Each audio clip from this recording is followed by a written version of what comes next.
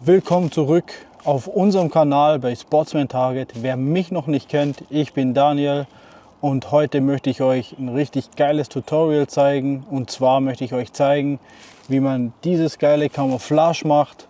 Das Camouflage nennt sich Kryptek. Und ja, wenn du es sehen willst, dann bleib dran und hab viel Spaß im Video. Bis gleich.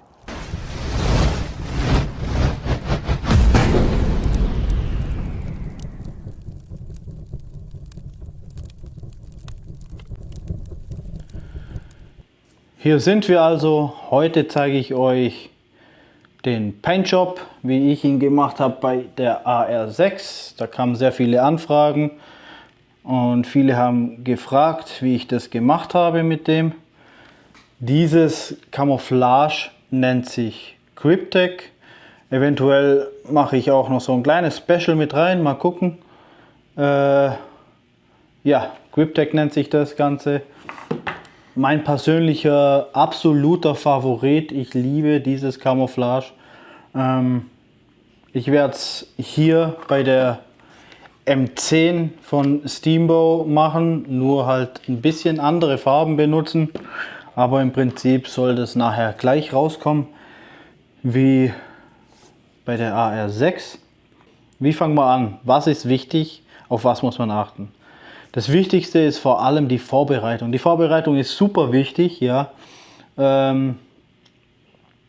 Je genauer ihr dort arbeitet, desto einfacher habt ihr auch nachher. Was brauche ich für das Ganze? Ich brauche Tape, ich brauche Werkzeug, um manche Parts hier abzubauen. Habe hier meine Imbus, hier Schraubenzieher, kleines Zeug. Hier kleine Messer und hier nochmal ein Schraubenzieher und Tape. Was man so oder so abbauen kann, sind alle Gummiteile. Ja, die braucht man nicht, weil das Ganze hält dort einfach nicht. Farben halten auf Gummi nicht. Sprich also, das hier wird abmontiert, das hier wird abmontiert und hier die Dämpfer. Die Dämpfer bei der M10 sind einfach geklippt. Die kann man einfach abziehen und auf Seite legen. Hier der Griff einfach vorbereitet, den wir auch nicht ansprühen. Dann hier nochmal hinten dieses Gummi vom Surfer, der Dämpfer, den kommen wir muss man hier überhaupt. Mal gleich mal schließen. Ja.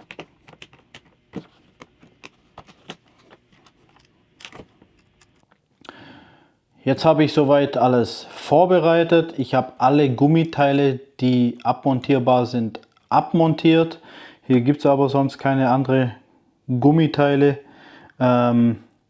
Bevor ich das Ganze abgeklebt habe, habe ich es nochmal sauber gemacht. Das kann man entweder mit Isopropanol schön alles sauber machen oder es reicht auch ganz einfach Wasser mit Spülmittel, schön gewaschen das Ding, dass einfach ein bisschen das Fett weg ist von den Fingern, von sonstige Sachen, dass das schön sauber ist auf jeden Fall. Ich bin jetzt hier hingegangen. Ich habe hier oben die Whale hier abgeklebt, die habe ich weggebaut und habe halt die Schrauben reingemacht, damit der Deckel dran bleibt. Alle QD-Links habe ich alle zugemacht, sprich ich habe Papier zusammengeknüllt, reingemacht. Den Buffer-Tube möchte ich gerne schwarz lassen, deswegen habe ich den soweit abgeklebt. Bisschen rausgezogen, abgeklebt, dann ist das eine saubere Sache. Den Trigger habe ich abgeklebt, weil ich einfach zu faul war, das Ding auszubauen und ja, hatte ich keine Lust drauf. Genau, sowie die Spannstangen habe ich abgebaut und hier diese Rail habe ich mit Isopropanol das Fett entfernt oder die Lube und habe es schön abgeklebt, also mit Isopropanol gereinigt und dann noch abgeklebt. In dem Fall ist dieses Teil jetzt bereit für den nächsten Schritt. Soweit habe ich alles vorbereitet und jetzt gehen wir zum nächsten Schritt. Ja, hier hängt das gute Stück jetzt. Ich habe hier einen 1K Primer. Bei Kunststoff ist es wirklich notwendig. Wenn das Ganze jetzt aus Metall wäre, schon lackiert, reicht es theoretisch, wenn man ein bisschen drüber schleift. dann hat man da Haftung genug, aber bei Kunststoff, da braucht man mindestens einen 1K Primer. Den kann man auch hier mit der Sprühdose auftragen, das ist gar kein Problem. Primer müsst ihr gar nicht so viel drauf machen, also nicht wie wild, als ob ihr lackieren würdet.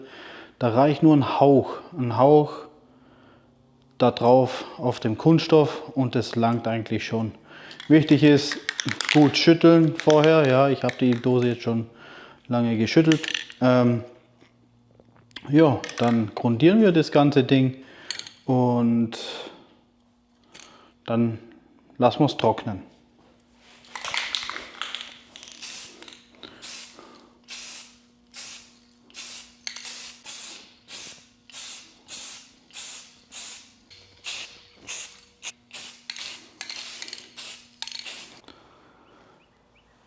Ja, dann kommen wir hier zum nächsten Schritt. Nachdem ihr das Ganze grundiert habt und das Ganze getrocknet ist, das geht eigentlich relativ schnell, können wir auch direkt anfangen mit der Grundtarnung. Und ich verwende hier eine Airbrush-Pistole. Das ist eine Iwata Eclipse. Unter euch ist eventuell jemand, der auch ein bisschen Ahnung hat von Airbrush. Das ist eine sehr hochwertige Airbrush-Pistole, also eine sehr gute. Dazu verwende ich Farben auf Wasserbasis. Die kann man gut mit Wasser auch verdünnen. Ich habe jetzt nur ein Braun nicht, deswegen benutze ich eine Sprühdose als Farbe, oder ich nehme die Farbe von der Sprühdose, um die richtige Farben zu haben. Ja, dann würde ich sagen, fangen wir an.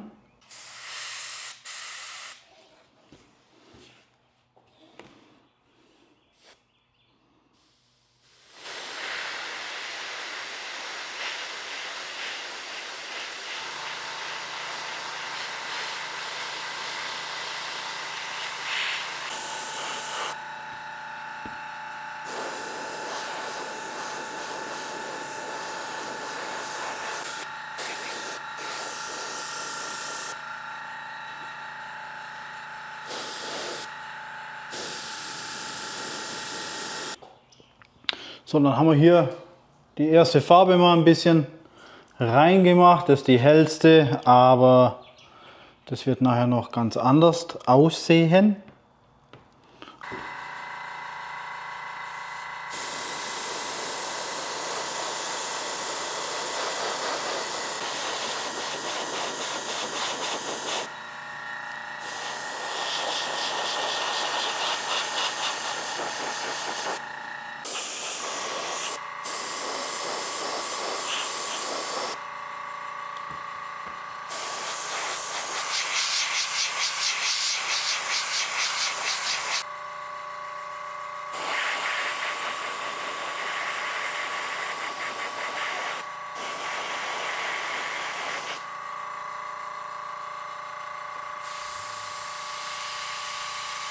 Ja, jetzt haben wir dem Ganzen hier eine Grundtarnung gegeben mit allen möglichen Farben. Hier, ich habe es einfach relativ wild verteilt, so dass es für mich persönlich, ich denke, das wird so gut aussehen, passen wird. Und ja, wie gesagt, ich habe hier mehrere verschiedene. Ich habe hier Sandfarben, ich habe hier Field Drop Farben, ich habe Weiß damit drin, ich habe Schwarz damit drin und ich habe hier leichtes Green drin. Also das ist eher das Armeegrün so ein bisschen. Genau. Wenn jetzt die Frage kommt, ob ich da irgendwie bestimmte Herangehensweise habe, ich sprühe einfach nach Gefühl.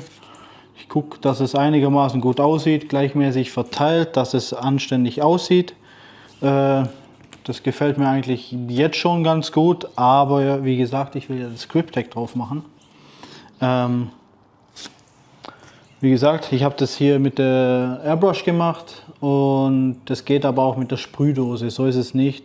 Der einzige Unterschied ist halt dann nachher, wenn ihr das Ganze abgeklebt habt und wieder drüber sprüht und die nachher vom Abkleben befreit habt, habt ihr ganz harte Kanten drin. Ihr habt bestimmt irgendwann mal irgendwas abgeklebt beim Streichen oder sonst was, und da habt ihr gesehen, da habt ihr ganz harte Kanten drin, und die werden halt durch Airbrush, weil das viel feiner ist, vermieden oder auch richtig lackiert mit der Lackierpistole. Aber mit der Sprühdose geht es auch, also definitiv. Bei meiner AR6, das war nur mit der Sprühdose gemacht, habe ich harte Kanten drin, mich stört es nicht, aber ja, jetzt mache ich es mit der Airbrush.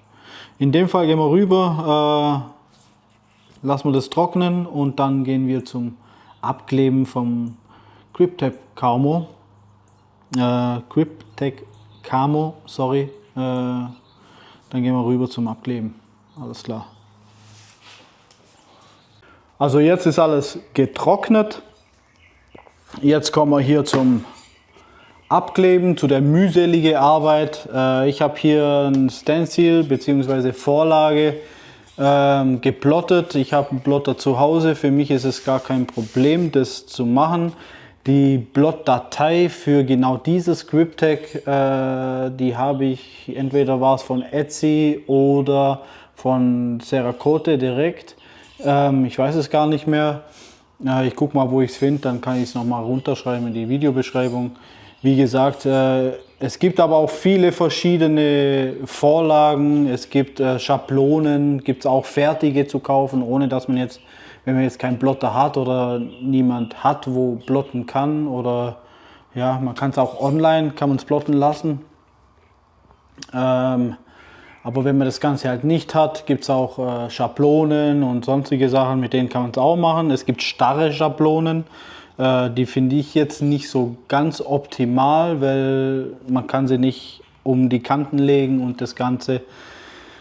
Und deswegen, ja, was soll man dazu sagen, kriegt man halt die Kanten nicht so scharf hin und so sauber. Aber sie tun seinen Zweck, definitiv. Ansonsten hier geplottete Version ist einfach am besten. Das werden wir jetzt hier entnetzen, oder wie man es nennt. Und dann werden wir das hier schön drauf machen. Also ihr seht hier, das ist Grip-Tech ist wirklich eine friemelige Arbeit. Sehr friemelige Geschichte. Am einfachsten ist es halt, wenn man da einen sehr spitzen Winkel nimmt und das Ganze abzieht. So, jetzt hat man das Grobe, und jetzt habe ich hier immer noch mal Rahmen. Sprich, man muss das Innere jetzt auch noch rausholen. Alles einzeln, ein paar lasse ich drin, damit der Effekt cooler rüberkommt eigentlich. Deswegen lasse ich da ein paar fest drin, so wie der. Dann nehme ich den jetzt raus.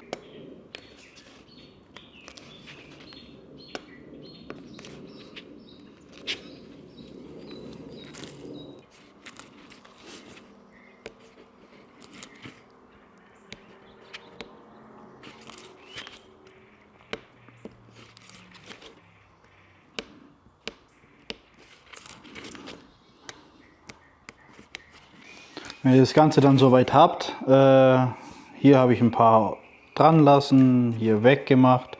Wie gesagt, das ist die richtige Grip-Tech Camouflage. Es gibt auch solche fertige. Habe ich, das ist eine andere, ja, wie ihr seht. Ich habe hier einfach nur die Ringe, mehr habe ich nicht. Ich kann die mittleren Teile gar nicht auswählen, ob ich die jetzt haben will oder nicht, so wie hier, ja. Das ist schon so fertig. Gibt es auch, kann man auch nehmen, aber der Effekt ist ein bisschen anders. Wie gesagt, ich bin da ein bisschen Perfektionist und habe mir die anständige Datei geholt. Und ja, wie gesagt, was braucht man davon? Was braucht man jetzt? Wie bringe ich dieses Muster hier drauf? Dazu gibt es eine Transferfolie, die gibt es in jedem Bastelgeschäft, gibt es das eigentlich. Die kann man auch wieder verwenden, immer wieder ein paar Mal. Das ist also auch gar kein Thema. Wie gesagt, die ist öfters verwendbar. Dann machen wir die hier drauf. Einmal. So.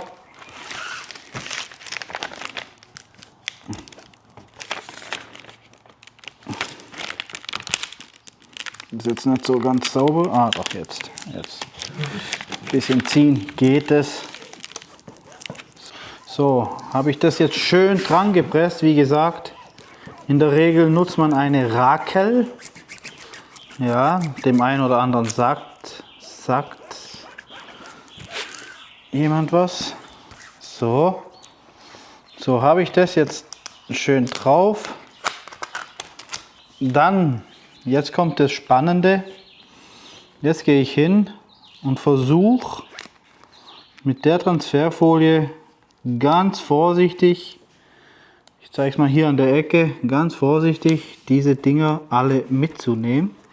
Wenn es nicht so richtig klappt, dann muss man einfach nochmal dran drücken, dass die da mitgeht komplett. Hier an den Rand, wo geschnitten wurde, ist oft, bleibt es immer gern mal hängen. Ich versuche es immer so abzuziehen.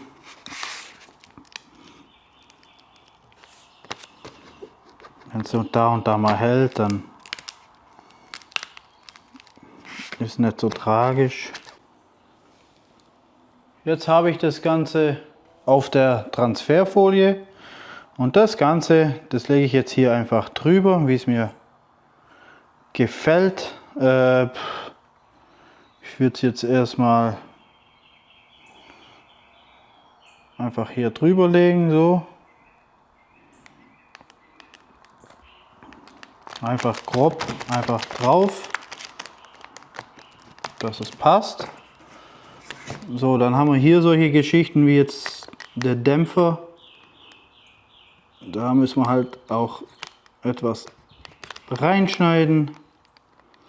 Das ist aber alles wirklich nicht tragisch, weil nicht immer überall Farbe sein muss. So, ihr müsst also achten, hier immer mal wieder so die Spannung aus der Folie zu nehmen, damit man die auch umlegen kann.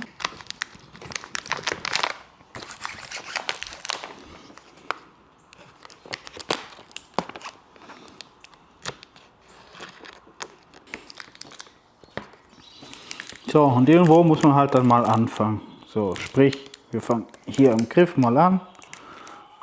Da versuchen wir mal die Folie langsam abzuziehen. Dann seht ihr, das ist schön dran.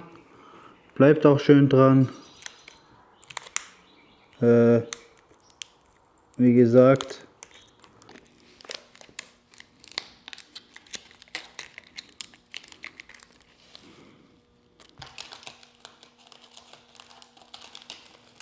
so, wenn ihr das soweit habt, ihr braucht da gar nicht fest drauf drücken, ja. Dann kommen immer mal wieder solche Reste drauf. Also solche Reste kommen immer zustande, ja. Diese Reste zum Beispiel, wenn da jetzt Ganze drin sind, wenn ihr jetzt solche Reste habt, die könnt ihr auch noch ganz wild irgendwo vorne an die Front machen oder ja, also so, dass überall ein bisschen was dran ist. So, jetzt haben wir hier alles abgeklebt, wo wir überall abgeklebt haben wollen, beziehungsweise dieses Tarnmuster haben wollen. Genauso wie hier. Und auf was muss man jetzt achten? Wir haben hier verschiedene Farbtöne drin, ja. Und unter diesem Stencil sieht man ganz genau, wenn jetzt hier schwarz ist oder hier grün, sollte man in diesem Bereich auch nicht mit derselben Farbe drüber sprühen. Man sollte immer eine andere Farbe wählen, heller, dunkler, das ist scheißegal. Genauso wie hier zum Beispiel, ja, hier das bisschen weiß, da sollte man halt nicht unbedingt mit weiß oder sowas drüber. Sandfarben sollte man nicht bei Sandfarben hier drüber, sondern man sollte immer eine andere Farbe wählen. Das machen wir jetzt. Wir machen das jetzt nochmal drüber und dann lassen wir es trocknen.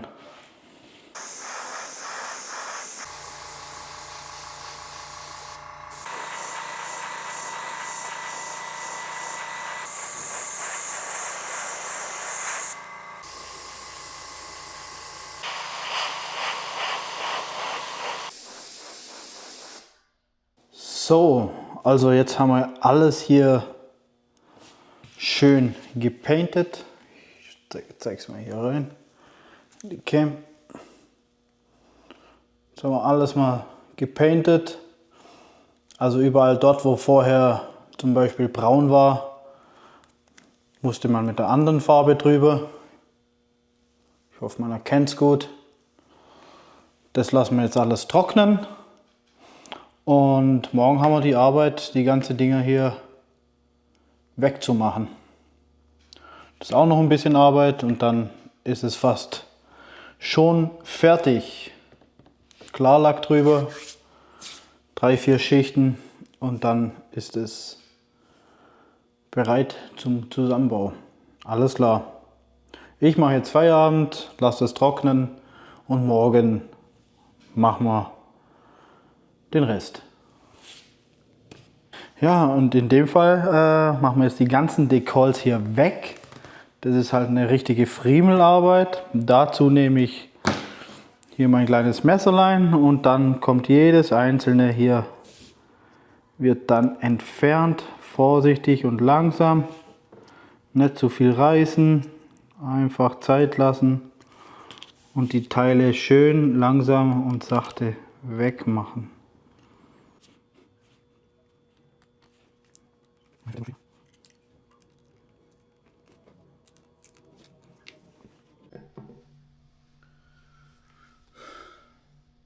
Ja, also ich habe jetzt hier überall die kleinen Decals weggemacht. Hier habe ich mir jetzt doch überlegt, mache ich doch nochmal ein paar drauf und werde das nochmal ausbessern. Sowie auch manche Stellen, die mir hier nicht jetzt gefallen, werde ich jetzt nochmal ein bisschen ausbessern, ein bisschen benebeln, ja, dass da das ein bisschen benebelt darüber kommt. Das sieht dann schon sehr gut aus. Das Ergebnis werde ich euch dann zeigen und ja, dann sehen wir uns gleich.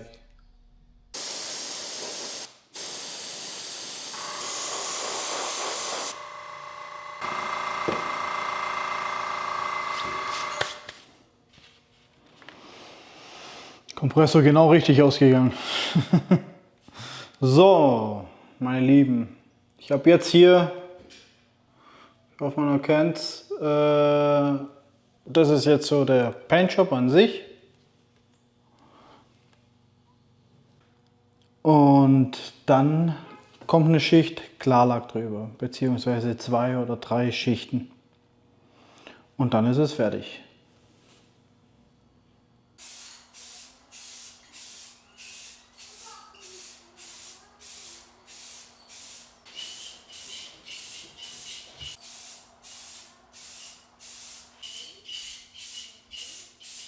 Also wie gesagt, ich habe hier das ganze Camouflage drauf gemacht und dann bin ich noch schön, dass ich hier noch ein paar abgeschwächte, schöne Übergänge habe mit der Airbrush nochmal ganz leicht ein paar Stellen drüber, damit ich einen schöneren Effekt bekomme. Das Ganze habe ich, wie gesagt, nochmal mit 4 Schichten Klarlack überzogen. Das geht relativ schnell. Sprich, ich sprühe es einmal ein komplett und lasse es dann für eine Stunde hängen und dann kann ich nochmal drüber gehen. Und heute Morgen bin ich dann das letzte Mal drüber. Und ja, das ist jetzt mein Ergebnis. Ich hoffe, man erkennt es schön. Das ist meine Cryptek Tarnung jetzt. Da gehe ich jetzt hin. Und da gehe ich jetzt hin und werde die ganze Tapes hier abmontieren und das Ganze dann wieder zusammenbauen. Und dann ist er auch schon fertig. Hier nichts raus. Hier haben wir noch einen Griff. Auch schon abgeklebt. So.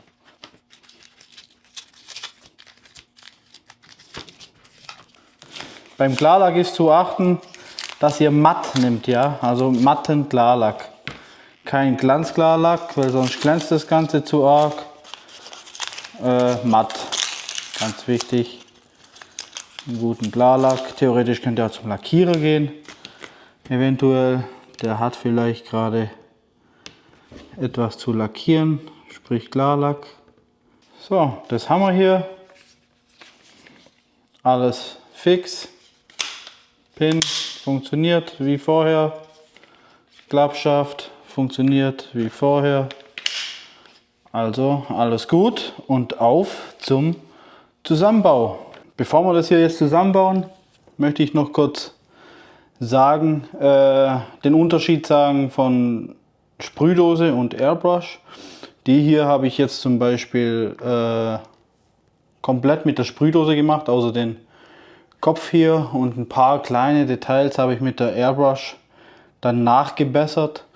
Aber wie gesagt, der Unterschied ist ganz einfach der, wenn man es hier jetzt sieht oder hier an der Kanten, man hat sehr, sehr starke Kanten, die man auch fühlt. Wenn man damit klarkommt, ist das gar kein Problem. Mich persönlich stört es jetzt nicht, aber mit der Airbrush, wie gesagt, ist man noch ein bisschen detaillierter und genauer, weil die Sprühdose doch eine sehr große Fläche hat, wo gesprüht wird. Deswegen sieht man das auch hier schön. Also das ist wie gesagt mit der Airbrush gemacht. Das ist super glatt, super schön und glatt. Da merkt man auch nichts, weil einfach der Sprühnebel einiges feiner ist. Bauen wir das Ding hier kurz zusammen.